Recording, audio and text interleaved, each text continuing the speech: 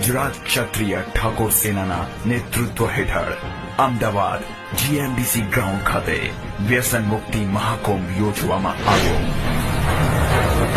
સોનેરી સૂરજ ઉગશે ને ક્ષત્રિય લહેરાશે.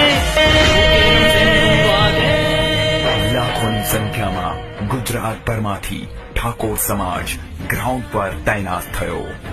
યુવાનો, વૃદ્ધો ઉપરાંત વિકલાંગો પણ આ મહાકુંભમાં જોડાયા. સમાજના યુવાનો અને બહેનો દ્વારા વ્યસન મુક્તિના નાટક ભજવવામાં આવ્યા. યુવાનો દ્વારા તલવારબાજી કરવામાં આવી. અલ્પેશજી ઠાકોરે હંમેશા માટે રાવણ રૂપી આ વ્યસનને નાબૂદ કરવા રામ રૂપી હાથમાં બાણ ચડાવ્યું.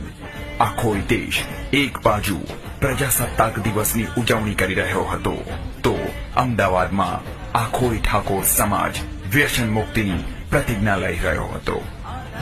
ગુજરાતના દરેક રાજકીય નેતા, દરેક સાધુ સંતો, લગભગ દરેક સમાજે આ વ્યસન મુક્તિ મહાકુંભને સમર્થન આપ્યું.